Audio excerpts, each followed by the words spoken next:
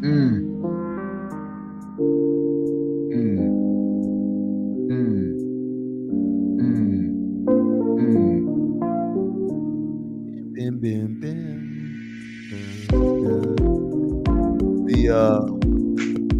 This kid sitting in front of me on the plane spilled a drink all over my backpack. No. I didn't know until like after we were like deplaning, and I'm like, Can't why come is back my from ass that, so wet? man. Yeah, Oh, the worst, brutal. the worst. No, Oh, we're keep not it coming, talking Lou. about. We're not talking about. Yeah, let the music rock. We're not talking about the dunk contest being the worst. We're talking about what happened to me on my flight. My escape from Cleveland. My bad, man. I thought you got the email from Dan, dude. I am so sorry. I'm here in Miami. Amin is at a place I'm at not to home. be named. Okay, I'm you're at at home. home. Oh, name it. I'm home. This is my bed right here behind me. I'm sitting on the floor in my bedroom. Got I guess, the TNT broadcast on my screen. I'm happy to be home. It was 78 degrees when I landed today. Oh my Ooh, yeah. God. It's so good to be home. Not at an undisclosed location. I mean, I'm at my buddy's house in Miami. We got some jerseys up Does to he prove that I came here for work. I came was it here. does your buddy have like any favorite sports teams, or is he No, coming no, all these are around just a the random assortment. yeah, just Um, this is actually his closet. oh my God, look, it's all Miami. Oh my, can you believe that? Oh, Unbelievable. Oh, and we got a Shaq jersey back here too that you can't even see. Welcome to the post game show. I'm Tom Haberstroh. That's Amin El Hassan. If you haven't listened yet, I implore all of our listeners here watching this post game show to stop what you're doing, yeah. go to your podcast app, whatever you listen to podcasts, whether it's Spotify or Apple or Google or what have you, and go subscribe to the Basketball Illuminati podcast. It is the brand new podcast from yours truly and Amin El Hassan and our producer, Anthony Mays. If you want the real, if you want the truth of what happens in the NBA, go listen to that podcast. I promise you, you will not regret it. Amin, how you doing, buddy? I'm doing good, man. The podcast last we checked, it reached like top 5, right? On Yep. sports podcasts. That was very cool. I've never had a podcast that ranked that high. Like Cinephobe has done well on the TV and film charts, but for us to be this supported and liked out the gate, I won't say humbling, but I was like, wow, I just figured we're just doing our podcast, man. I didn't know that many people will resonate with it. So now we got to follow it up, Tom. Yeah, yeah. We New got episode coming out this week. It's a weekly podcast. Got a lot to live up to, but shouts to our producer Anthony Mays for doing a hell of a job producing that. And thank you to Lou for producing this show here. We got a post game show. We got lots to talk about here, but first, Team LeBron wins. It's hold on. Cleveland. Well, first, I want to give a shout out to those people in the bottom right corner of the screen right there, Sheets and Giggles. Shout out to my man Colin from Sheets and Giggles, who funded the trip to Cleveland for me and 10-Day Tony. Um, Very fitting name for Tony because it feels like we spent 10 days in Cleveland. But shout out to Sheets and Giggles, sheetsgiggles.com. Make sure you're taking advantage of the promo codes. Don't ask me. It's Dan. It's amino acid. It's mean dream. I don't know. Honestly, they had so many that I was just like, well, couldn't you guys just have done my name? Like promo code of me? Was that too easy? But either way, I'm sure if you look them up on Twitter, they on their timeline, it's all over there, all the promo codes. Make sure you're taking advantage of that. I would do a voice for you guys, but as you can hear, alcohol has Yeah. claimed my vocal cords, so What I'm would you just gonna say was the moment that you felt like it was most Cleveland? The most Cleveland moment of your trip to Cleveland? most Cleveland moment would probably be anytime you try to get an Uber. It was just ridiculous. It was hour wait, 2 hour waits. You'll be waiting, and No. Oh yeah, and it'd be like, I'm looking for a car. We're finding you a driver, and you're going to 401 Euclid Street, right? And you're coming from like it gives you all this stuff, but it never actually matches you with a car. I went to Cleveland thinking I was going to do a video about finding out actually Cleveland's not that bad, and I left like in Cleveland was like, no, we are that bad. Um, for the first time, I've seen like mass people all say the same thing. Usually, I'm not saying like I'm the only one saying Cleveland's whack, but I've kind of ham it up like, okay, go a little over the top, whatever. But this weekend, everyone was saying like, never again, never again. They can't do. They're not equipped. It's that's how I described it to a friend, Tom. It would be like if there were 7 of us trying to go somewhere, and the person who volunteers to drive is the person who drives a Miata. Like you are physically unequipped to handle this task. This one, you just got to sit it out. It ain't for you. And this right here, it's not for them. They are not equipped as a municipality to handle that many people. So this is a good segue because one of my favorite moments of the night was watching the dudes who did not go to Cleveland for the NBA 75 halftime ceremony, and the canned pre-taped video where they're waving to the crowd. Scottie Pippen, Russell Westbrook, Tim Duncan, Larry Bird didn't go to Cleveland, so when they announced their names, they had to do this fake backdrop, and then they had to pretend that they're waving to the crowd, and Scottie Pippen is looking down and doing this whole That was thing. weird. And I mean, you're applauding. Yeah, Tim Duncan's doing the appreciate you. If you haven't checked it out already, Juju Gotti posted on the Levitard Show socials the greatest video of the night, which is all of those videos in a reel. I won't even tell you what music it's set to. You'll have to listen to it for yourself. It's amazing. Well, shouts to Juju Gotti. Did you watch the TNT broadcast or did you watch the TBS broadcast? I watched the TBS for most of it, and then at the very end when I had to get into the studio, I watched the TNT. All right, because everyone was telling me that Allen Iverson was on with I guess with Reggie and Dwayne Wade. Oh, and it went really well. I was like, oh, did you see that? And I'm like, no. Has anyone watched? I mean, like, it's the weirdest thing. It's like, this might be the first, I don't know, maybe because people can't find stuff on their cable, but I would imagine there's a strong chance that the alternate broadcast had more viewers. Dude, we had I was, you know what? I pushed back on that because I thought the Manning cast would have way more viewers than they did. Because everyone on my Twitter timeline, it's the echo chamber of people on Twitter feeling like everyone is listening or everyone knows that there's a TBS feed. I disagree with you. I think the TNT feed is going to vastly outright. You're right, because people just don't know. Yeah, like there are people who tuned in to TNT didn't even know there was a separate broadcast.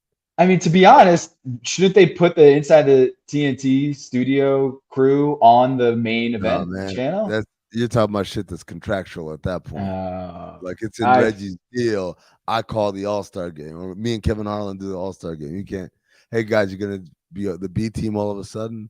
Nuh-uh, man. But again, like the quote unquote B team, they killed it, man, because Draymond was he's sideline reporter. Yeah, sideline reporter, but he's messing with guys and getting giving his own analysis and feedback.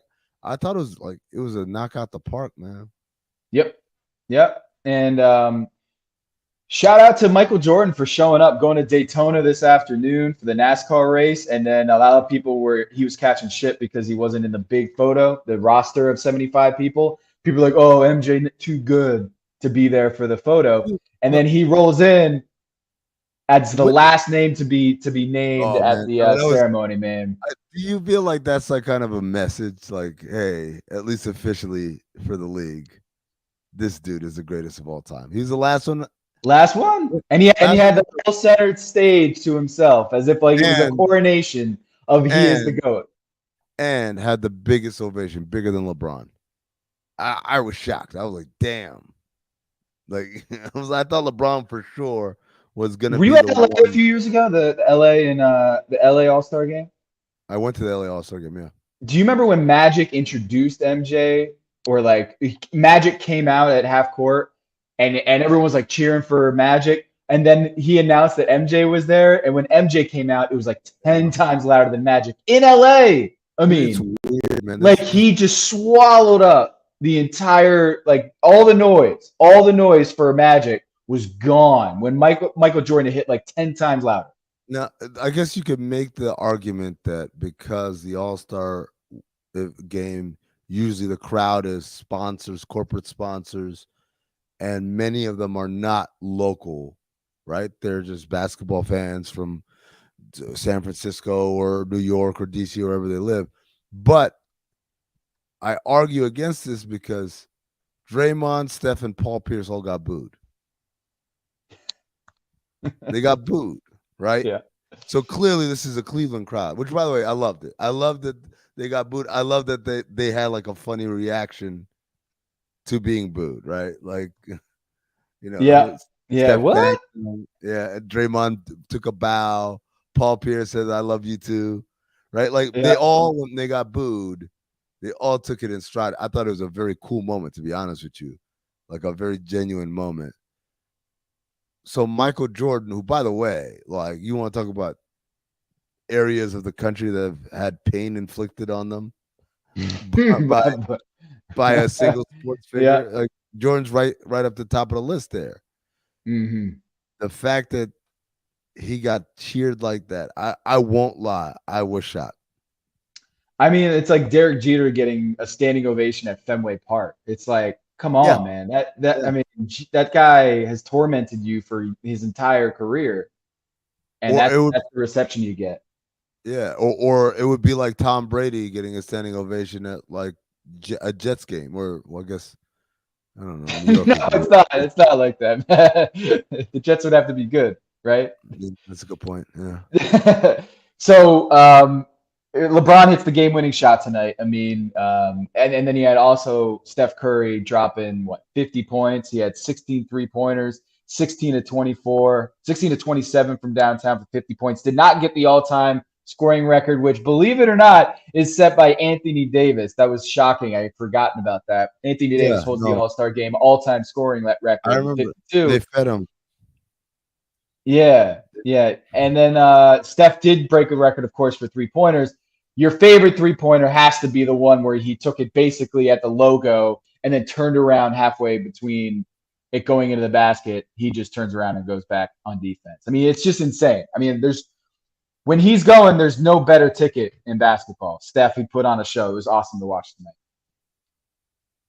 Man, I mean, like that role he went on in the third quarter was unbelievable. And it's funny because other players, Darius Garland, Zach Levine, Trey Young, they were getting their own versions of those wide open shots, like not making them. It's like it really is staggering. You think, oh, it's because it's not for real, so the less pressure. Of course, everyone shoots great. I always tell those people all the time, like even NBA players you think can't shoot, like if they're fucking around, they can shoot. Like I've seen Lou Yeah. Amundsen like just step back threes and stuff like that. It's weird, man. Like these people do this all day, every day for a living. You think somehow like you're gonna be better than them at it is kind of wild. But like to see Steph kind of separate himself, like, oh, you guys like Trey Young? Oh, he shoots a lot of threes, and like he Cool. shoots cool. He can't do this. He No. can't do it to this level. He hit the one in the corner and turned before it went in and just pointed to the crowd like, "Did it go in? Did it go in?" And he's just a showman out there. I mean, it's awesome to watch. He is. There is no one else like him. Like you said, you can point to Trey Young, you can point to Dame, you can point to Luca, whoever you want. LaMelo might be, a guy who takes a lot of deep 3-pointers and puts on a show, but no one is like Steph. No one. Um, Other things I loved about this game. I have it in my notes here. I did take notes at All-Star game, by the way. Just want it for the record, right there. Put it there. Draymond Green, the sideline reporting, I thought he was awesome. It was cool to have him pull people aside. I thought Karl Anthony Towns had a really big weekend. The fact he won the 3-point contest. I thought he had a good interview with Draymond. But it was awkward when they were talking about 75 and Draymond has to just like stand there and take it, you know? Oh, it wasn't awkward. I liked it because part of it was like them asking him and talking to him, and part of it was like, yo, the part where Kenny said, was it Kenny or was it Charles? One of them said, you're gonna look up one day and say, Like, man, how many personal relationships do I have with these people? And it's funny, as he was doing that, Tom, I don't know if you did this, like I did that. I started thinking like, oh yeah, man, like I know these people. Like some of these people I know very well, and you know, it is a weird thing.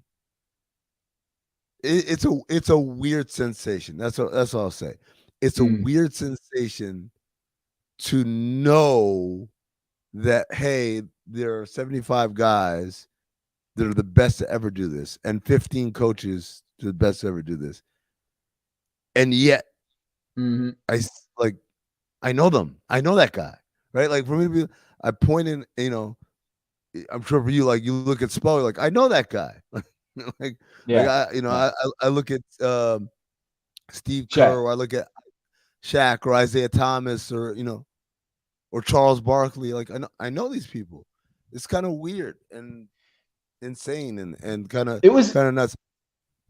It was cool to watch. Like there were clips going around of Michael Jordan challenging Magic to a game of one-on-one. Yeah. Like, where are your shoes at, Magic? Like, let's go. Let's play one-on-one. And seeing how much these guys enjoyed the company of one another. Yep. Like genuinely, it wasn't like I know people were getting on Russ and Tim Duncan and Scotty for not showing up, but it really did seem like a lot of those dudes just wanted to be in that room together with those guys. Like Michael, it looked like he was having a blast, and that hug that he had with LeBron, that was such a cool moment because, you know, you can always project your own, you know, insecurities on both of those players about their standing in the game, LeBron or MJ. And you never, I don't think I've ever seen LeBron and Michael embrace like that.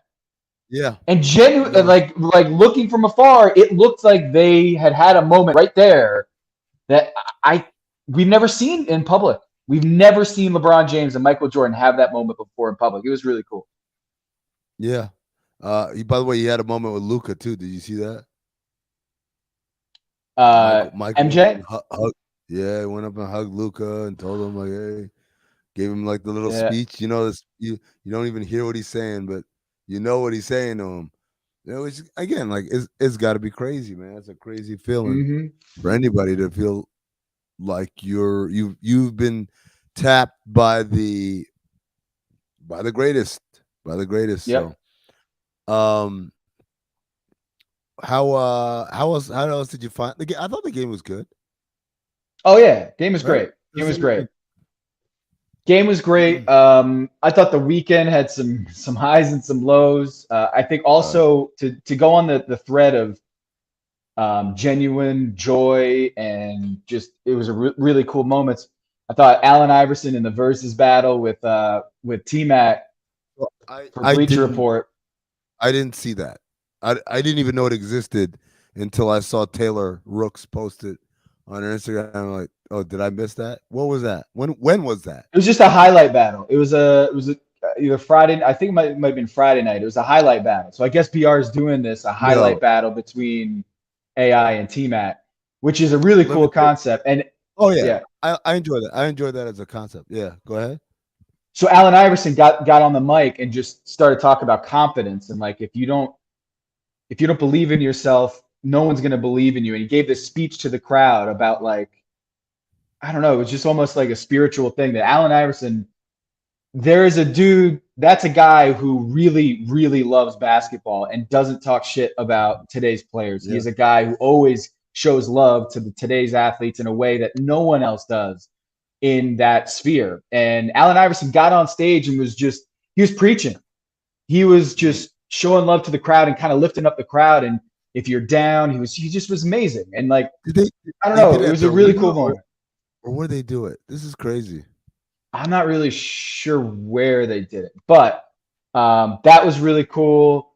Ja Morant in tonight's game is just like, man, how can we get that guy in the dunk contest? I mean, what do we need to do to get Zach LaVine and Ja Morant and DeJounte Murray? Who else would be in the dunk contest? The best of the best in the dunk contest. Can we ever do that? How do we incentivize the best dunkers to compete in the dunk contest and bring it back? We could ask Colin from Sheets and Giggles to sponsor the dunk contest. Maybe throwing in some money on that side would help us get the best dunkers. Instead of a Superman cape, you wear the Sheets and Giggles, right? That's what I did for most of the weekend. To me, it comes down to two things, right? Number one is obviously who we're getting to do this, right? They got two guys in Juan Toscano Anderson and Obi Toppin, who, let's be honest, like they play, but they don't play that much, right? Like they're not starters. Right. These guys aren't starters. And the other two guys, one plays for one of the worst teams in the league that nobody sees, and the other one plays for one of the worst teams in the league that nobody sees. And so you talk about four guys who don't have a whole lot of exposure. So when things start to go wrong, you got like, Kareem Abdul-Jabbar checking out, walked out. I'm telling you, like I could see it in Jalen Green. Like I could see the confidence drain out of him because a real life Eric Bledsoe tweet. I don't want to be like, who expects to be booed at a dunk contest? Yeah. But like that's what happens when you get guys that are not ready for that stage. By the way, number two, hey, the moment you saw Josh Christopher wear leather pants, maybe that's not the guy you asked to do the pass. Yeah. And you're like, someone else want to do this? Anybody at all, right? There's that. The other thing that I think is crucial here is this is a message to the dunkers, whether you are a star player or whatever, or a young person trying to make their name. Just dunk the ball. So much effort into the surrounding shenanigans. Just dunk the ball, bro. Just go up there and dunk. It's a dunk contest. It's not a what prop contest. It's not a it's not worth it. It's not worth it. It's not worth it. But you could tell like that's what they've been sitting around. Oh, and then I'm gonna wear Tim's and Dad, you're gonna come out. I'm gonna wear your jersey. No. Come up with a dunk. Come up with a dunk. Just dunk the ball. Right? It's a dunk contest. Yeah. Or Jalen Green with when he came out with the phone on his neck, I thought he was going with a POV. I was like, oh, that'd be cool. We can see like the selfie mode, what it looks like. And instead of like, no, it's just my NFT. I'm like, you nerd. You think people care about that? You put all the effort into that and none into actually dunking the ball. You know what people need to put effort into? I mean, what's that? Going to Sheets and Giggles and go to sheetsgiggles.com. Order some Sheets and Giggles. I mean, I touched some on the beach this weekend. Fantastic. Kept me warm on the beach. There's a big breeze on the beach this weekend, so kept me warm. Protected me against SPF, with basically suntan lotion for me as well. So the two you asked me what was the most Cleveland thing. You didn't ask me what the highlights of the weekend were for me. I don't want the highlights. Well, I mean, like I feel like I should tell. Like it's not like it was all bad. Like there are two things. One was sleeping on Sheets and Giggles. That was my first time. I'd never slept on them before, and so being able to sleep on them was definitely a was it like Steph's third quarter tonight? Was it like that? Like the kind of even more velvety. You're in the zone. Okay. Right. Yep. I felt decadent, to be honest with you. I felt like I was like a Roman emperor. I needed like people, women to like fan me with palm fronds. Another one feeds grapes to me. But if people want them, how do they get them? Well, you go to sheetsgiggles.com. But is there a promo code or anything? The promo code is amino acid, but there are other promo codes out there. So knock yourself out, I guess. The other highlight though, and this one I can say without a doubt, and I'll speak for Tony here too. we went and saw we got a sneak peek at episode 1 of Adam McKay's Lakers HBO show Winning Time. I am legit jealous right now. Dude, it was awesome. It was awesome. Right? Like, just, let me just say right now, because it's on HBO. I don't know how many people have HBO, but I think it's going to be a moment. It's going to definitely have a strong pop culture moment like Last Dance did. It's not a documentary. You think it's going to be that big? Wow, it's amazing. I'm telling you, man. Wow, it must have been that. Wow. Because A, the story is very interesting, right? But B, they're also it's told in a very creative and funny way, right? I don't want to give it away. I don't want to give away like how they're telling the story, because I think like the first time it happens, I was like, oh wow, really? And then as you're watching, it's like, oh man, it's great. But then the story is crazy, right? Last Dance was cool and entertaining and fun, but it was a lot of reminiscing, right? Reminiscing / things that you didn't know, or like, oh, okay, I didn't know that Dennis Rodman was doing that or whatever. Okay. Like, this is going to be like some stuff that I guarantee a lot of people don't know. They just don't know. So, and then maybe they don't want to know. Maybe they have the wool pulled over their eyes. No. But this isn't a like. And maybe if they listen to a podcast, I mean, they'll get the real NBA stories. Like the Basketball Illuminati podcast. Go search Basketball Illuminati wherever you listen to podcasts. It's me, Amin, and our producer, Anthony Mays. We give you the real, the truth. What they don't want you to know as an NBA fan, what they don't want you to know, we're going to tell you. We're going to give you the real. Listen to Basketball Illuminati podcast wherever you listen to podcasts. Cool. I wonder if anyone's disappointed that this particular post-game show is not a Basketball Illuminati show. I want the people to know we put work into that thing, man. It's not we're not just riffing. So I don't think I could do it well on the spot. I think I have to we kind of need it to be the way it is, recorded and edited. Yeah. Maze does an amazing job. I know a lot of people, for those of you guys that listen to Cinephobe, you know about Anthony Mays, but for those of you guys that are going to be new to this, Mays this guy's a creative genius to me as far as production. I saw some people saying, "Oh, well, what's with all the sound effects?" Like, man, it's not. It's an experience. It's an experience. It's not a bunch of people like talking the whole time. I mean, I'm glad you're safe and back at home. I'm sorry for the mix-up. I'm sorry for the miscommunication, my man. I got one last video I'm going to post, but I'll post it tomorrow morning, I think. I was going to post it tonight, and then I was like, no. I want to do it tomorrow morning. It's basically my video of me coming home. With a soda-drenched backpack, man. I am so sorry. Produced, directed, edited by yours truly. Yeah. So good. Hey, appreciate everyone checking out the post-game show tonight.